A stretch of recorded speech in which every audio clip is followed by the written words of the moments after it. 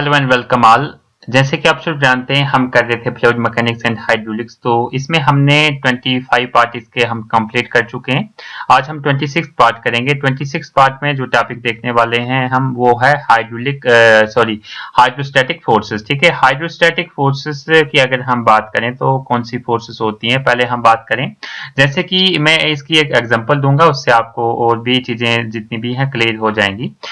हम बात करें हाइड्रोस्टैटिक फोर्सेस की, तो हमारे पास एक कंटेनर है मान लेते हैं।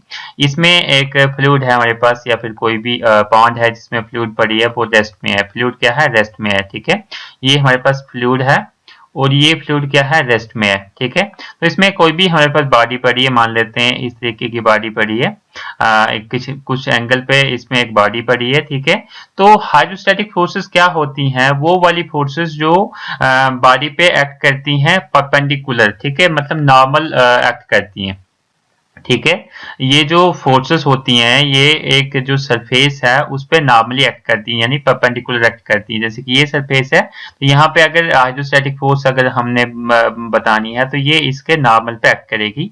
यहाँ पे इस तरीके से एक्ट करेगी, यहाँ पे इस तरीके से, यहाँ पे इस तरीके से, यहाँ पे इस तरीके से, ये ऐसे मतलब नॉर्मल एक्ट करेगी, यानी 90 डिग्री एक्ट करेगी। सरफेस के 90 डिग्री पे एक्ट करेगी हाइड्रोस्टैटिक फोर्स। ठीक है, उसको ही हम बोलते हैं हाइड्रोस्टैटिक फोर्स। ठीक है, तो इस केस में जो फ्लूइड है वो रेस्ट पे होनी चाहिए। ठीक है, यहाँ पे फ्लूइड स्टैटिक की अगर हम बात करें, स्टैटिक मतलब फ्लूइड क्या है? रेस्ट पे है। ठीक है, तो इसमें हम डील करेंगे हॉरिजॉन्टल, अगर हमारे पास बॉडी हॉरिजॉन्टल है, वर्टिकल है या फिर कर्व्ड है या फिर किसी एंगल पे है, वो हम सारे डिस्कस करेंगे। ठीक है, तो हाइड्रोस्टैटिक फोर्स के बारे में आपको पता चल गया होगा, फिर भी इसके पॉइंट हम डिस्कस कर लेते हैं, आपको और अच्छे से क्लियर हो जाएगा। ठीक है, तो फर्स्ट हम बात कर लेते हैं when the fluid is in contact with the surface. ठीक है, अगर फ्लूइड जो है किसी सरफेस के कांटेक्ट में है, ठीक है, किसी सरफेस के कांटेक्ट में, जैसे कि हमने यहाँ पे बताया, is exerts a normal force. ठीक है, एक्सर्ट से नॉर्मल फोर्स एक्सर्ट करती है ऑन द सरफेस पे, which is termed as hydrostatic force.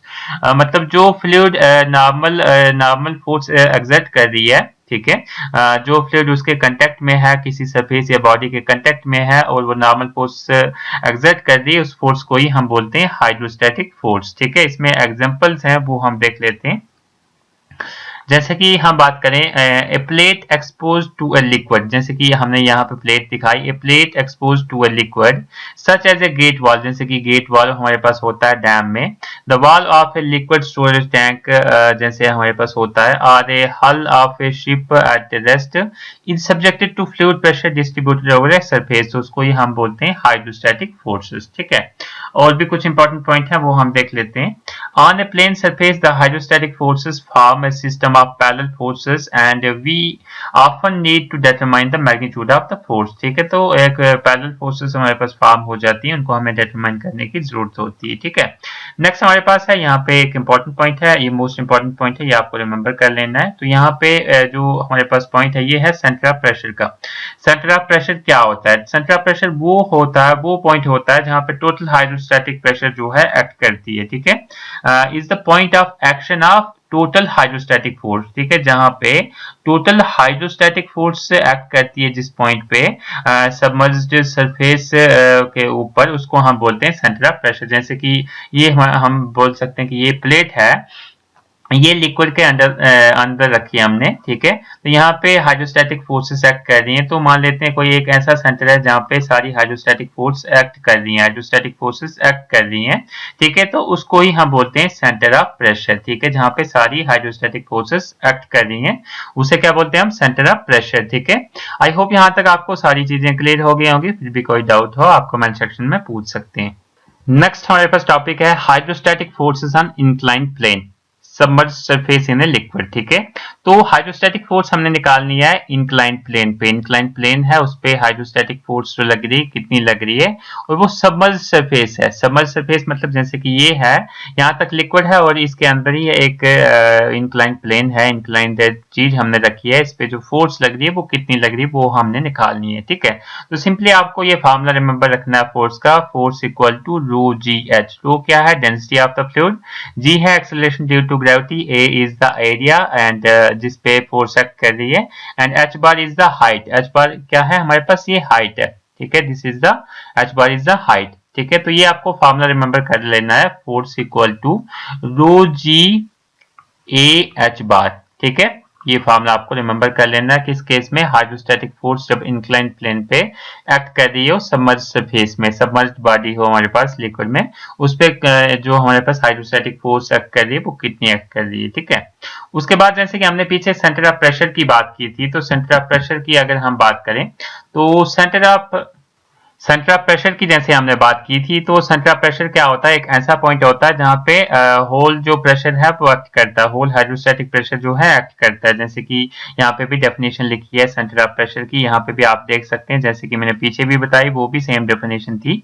It is defined as the point, मतलब एक ऐसा पॉइंट होता है जहां पे क्या होता है, where the whole hydrostatic forces is assume to be acting, जहां पे होल हाइड्रोस्टैटिक फोर्स जो है उसको हम अज्यूम कर रहे हैं कि वो एक्ट कर रही है। ठीक है, और ये होता किसके बराबर है, एच स्टार किसके बराबर होता है, सेंटर ऑफ प्रेशर किसके बराबर होता है, वो होता है I G into sine square theta divided by A H bar plus H bar. ठीक है, तो ये एक फार्मूला है हमारे पास किसका, सेंटर ऑफ प्रेशर का, सेंटर ऑफ प्रेशर का ये फार्मूला है, ये आपको रिमेंबर कर लेना, मोस्ट इंपॉर्टेंट फार्मूला है। तो फार्मूला क्या है, H star equal to I G sine square theta divided by A H bar plus H bar. ठीक है, तो ये आपको रिमेंबर कर लेना, इसके बेसिस पे काफी सारे न्यूमेरिकल पूछे जा सकते हैं। आई होप यहाँ तक आपको सारी चीजें क्लियर हो गई होंगी, फिर भी कोई डाउट हो आप कमेंट सेक्शन में पूछ सकते हैं। नेक्स्ट टॉपिक है हमारे पास प्लेन वर्टिकल सरफेस। ठीक है, तो जो पहला केस हमने किया उसमें हमने देखा इंक्लाइन सरफेस, अभी हम देखते हैं प्लेन वर्टिकल सरफेस। तो मैं आपको दोनों बना के दिखाता हूं। जैसे कि ये हमारे पास जो है वाटर का लेवल है, इंक्लाइन सरफेस मैंने इस तरीके से दिखाई थी, अब प्लेन वर्टिकल सरफेस है मतलब 90 डिग्री पे है, इस तरीके से हमारे पास सरफेस है, जैसे कि ये आप देख सकते हैं प्लेन वर्टिकल सरफेस। ठीक है, तो उसमें हमने सेंटर ऑफ प्रेशर का फार्मूला लिखा था, सेंटर ऑफ प्रेशर का formula that mean H star equal to I G into sine square theta, sine square theta by A H bar plus H bar. तो ये आपको रिमेंबर कर लेना, तो यहाँ पे ये लिखा हुआ है। तो यहाँ पे जब थीटा 90 डिग्री हो जाता है, थीटा इस केस में जब 90 डिग्री हो जाता है तो साइन 90 की वैल्यू कितनी रहती है हमारे पास, साइन 90 की वैल्यू रहती है 1। ठीक है, साइन 90 की वैल्यू कितनी होती है, 1 रहती है, और जब 1 हम यहाँ पे रखेंगे तो यहाँ पे इसकी वैल्यू पूरी टोटल की 1 आ जाएगी, यहाँ पे आई जी ही बचेगा, यहाँ पे बचेगा I G divided by A H bar plus H bar. जैसे कि यहाँ पे आप देख सकते हैं ये आपके पास है सेंटर ऑफ प्रेशर का फार्मूला। ठीक है, यहाँ पे आपने 90 की वैल्यू रखी, क्योंकि वर्टिकल सरफेस है 90 की वैल्यू रखी, तो यहाँ पे जब 90 की वैल्यू आप पुट करेंगे, 90 की वैल्यू 1 के बराबर होती है, तो यहाँ पे बचेगा I G A H bar plus H bar. ठीक है, तो ये हमारे पास बचेगा सेंटर ऑफ प्रेशर। ठीक है, तो ये था प्लेन वर्टिकल सरफेस की बात। ठीक है, आगे हम दूसरा भी चीज देखेंगे। नेक्स्ट केस है हमारे पास प्लेन हॉरिजेंटल सरफेस। अगर प्लेन हॉरिजेंटल सरफेस की अगर हम बात करें तो जैसे प्लेन हॉरिजेंटल के केस में थीटा कितना होगा, 0 के बराबर होगा। जैसे कि ये थी, एक था इंक्लाइन की बात की थी, वर्टिकल की बात की, अब हम बात करेंगे प्लेन वर्टिकल। ठीक है, sorry plane horizontal. Plane horizontal मतलब यहाँ पर थीटा कितना होगा, 90 डिग्री, थीटा कितना होगा, 0 डिग्री। ठीक है, इसके साथ जो थीटा कितना है, 0 डिग्री है। थीटा अगर 0 डिग्री है तो सेंटर ऑफ प्रेशर कितना होगा, centre of pressure H bar H star equal to H star की वैल्यू कितनी थी, I G sine square theta divided by A H bar plus H bar, ये फार्मूला था। तो यहाँ पे अगर इसकी वैल्यू हम पुट करेंगे, यहाँ पे 0 डिग्री, साइन 0 डिग्री कितना होता है, साइन 0 डिग्री 0 के बराबर होता है। अगर ये 0 हो गया, इसके साथ ये मल्टीप्लाई होगा, ये भी 0 हो जाएगा, तो ये पूरी आइटम 0 बन जाएगी। तो यहाँ पे बचेगा H star that mean centre of pressure equal to H bar के बराबर होता है। ठीक है, तो यहाँ पे आप देख भी सकते हैं ये हमारे पास फार्मूला है। ठीक है, सेंटर ऑफ प्रेशर फाइंड करने का, यहाँ पे इसको 0 डिग्री हमने वैल्यू रख ली, तो ये 0 हो गया, हमारे पास बच गया H star equal to H bar. यानी हम कह सकते हैं centre of pressure of a body submerged parallel to free surface will be equal to the distance of centroid of the body from the free surface। ठीक है, तो वहां पे सेंटर ऑफ प्रेशर किसके बराबर होता है, वो रहता है सेंट्राइड के डिस्टेंस के बराबर। जो सेंट्राइड का डिस्टेंस है फ्री सरफेस से उसके बराबर रहता है। तो ये चीजें आपको रिमेंबर कर लेनी है, और जो फार्मूला मैंने आपको बताया सेंटर ऑफ प्रेशर का वो आपको रिमेंबर कर लेना है। ठीक है, आई होप यहाँ तक भी आपको सारी चीजें क्लियर हो गई होंगे, फिर भी कोई डाउट हो आप कमेंट सेक्शन में पूछ सकते हैं। और अभी तक आपने चैनल को सब्सक्राइब नहीं किया तो प्लीज सब्सक्राइब कर लें। अगर वीडियो अच्छी लगे तो अपने फ्रेंड्स के साथ शेयर करना मत भूलें। आपको सिंपली क्या करना है, यूट्यूब पे जाना, वहां पे पे लिखना है RPN शर्मा, वहां से आप चैनल को सब्सक्राइब कर सकते हैं।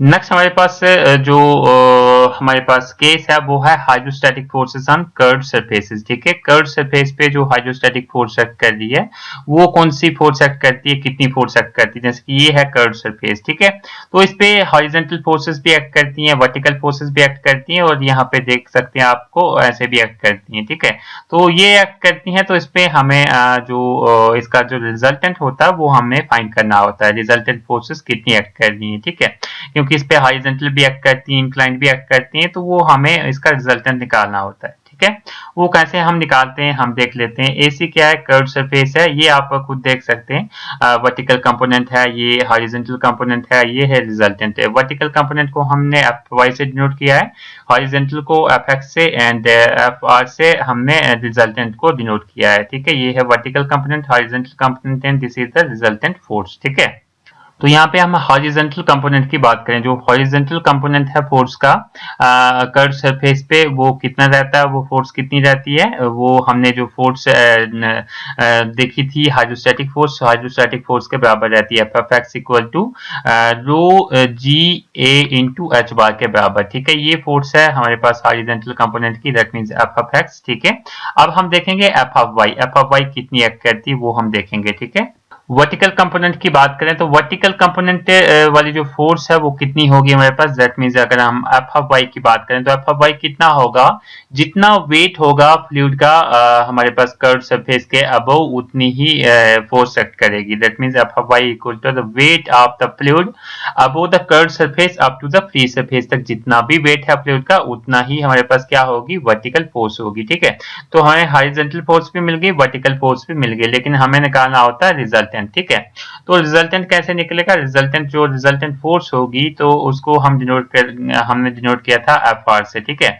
FR को अगर हम बात करें तो FR equal to under root of F of x का square plus F of y का स्क्वायर। F ऑफ x आ गई हॉरिजॉन्टल फोर्स का स्क्वायर प्लस वर्टिकल फोर्स का स्क्वायर, तो ये आ गया हमारे पास रिजल्टेंट फोर्स। ठीक है, इस तरीके से हमने रिजल्टेंट फोर्स निकाल लेनी है, और जो हमने एंगल निकालना है, ठीक है, एंगल फ्रॉम द हॉरिजॉन्टल मतलब कितने एंगल पे वो फोर्स एक्ट कर रही है, रिजल्टेंट फोर्स एक्ट कर रही है, वो निकलेगा हमारे पास tan अल्फा से। ठीक है, tan अल्फा जो रहता है हमारे पास vertical force divided by horizontal force. ठीक है, vertical force divided by horizontal force, यहाँ पे अल्फा निकालना है, एंगल निकालना है, तो एंगल हो जाएगा हमारे पास tan inverse F of y divided by F of x। तो यहाँ से हमारे पास एंगल निकल जाएगा कि कितने एंगल पे वो रिजल्टेंट फोर्स एक्ट कर रही है। ठीक है, that means it will act at the centre of gravity. ठीक है, ये जो एक्ट करेगी, ये जो फोर्स एक्ट करेगी सेंटर ऑफ ग्रेविटी पे एक्ट करेगी of the volume of liquid contained इन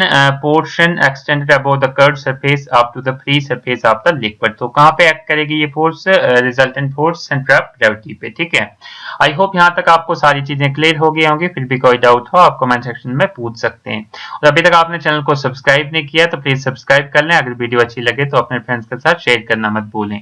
आपको सिंपली करना क्या है, आपको YouTube पे जाना है, वहां पे लिखना है RPN शर्मा, तो वहां पे जाके आप चैनल को सब्सक्राइब कर सकते हैं। वहां पे आपको काफी सारे वीडियो लेक्चर्स मिल जाएंगे, वो आप देख सकते हैं। Thank you.